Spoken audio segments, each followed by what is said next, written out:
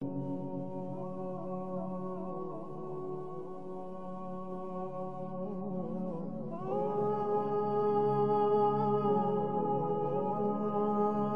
ادهم یکی از عارفین بزرگه، از مسیری رد می شد. این عارف بزرگ گل به روی شما، یک جوان یهودی طول سگی به زنجیر کشیده بود، دنبالش راه افتاده بود، میخواست که شیخ رو تحقیر بکنه. تا شیخ صدای پا میشنوید توقف میکرد، میدید که یک جوان پشت سرشه، یه سگم به زنجیر کشیده بلا نسبت حضار و گل به روی شما دست گرفته داره میاد. تا شیخ نگاه میکنه میسته، راه میفته، دوباره راه میفته تا رسید به تجمع مردم. اونجا که رسید صدا زد فلانی جناب شیخ با تمسخر. برگردون صورتش نگاه کرد که همون جوان با طول سگش. گفت بله فرزندم، عرضی داشتید؟ امری بود؟ گفت بله یک سوال داشتم. حالا جمع خیلی جمع بود. گفت سوال تو بفرما پسرم. گفت این دم سگ منو میبینید؟ گفت بله پسرم، دم سگ تو میبینم. گفت ریش خودت هم میبینید؟ گفت بله ریش خودم هم میبینم.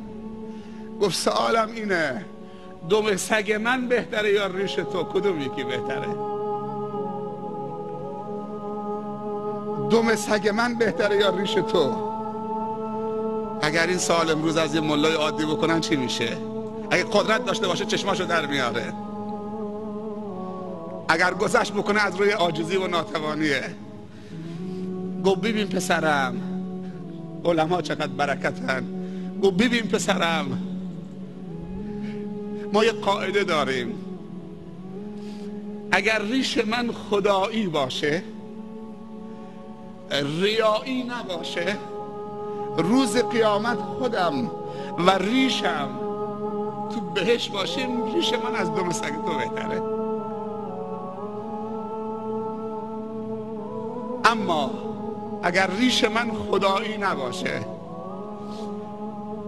ریایی باشه و خودنمایی باشه، روز قیامت خودم و ریشم تو جهنم باشم، دم سگ تو از ریش من خیلی بهتره.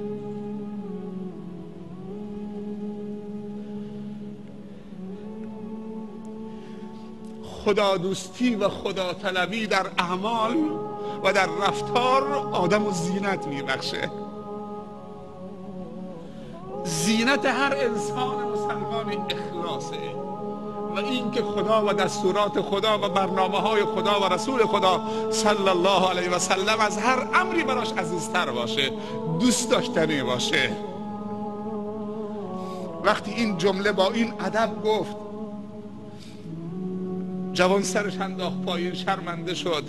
حالا نمیتونست سگش رها بکنه، نمیتونست به پای شیخ بیفته. بالاخره تصمیمش رو گرفت، سگش رو رها کرد و بر دست همون شیخ بوسه زد و همونجا شهادتینش به اسلام اعلام کرد.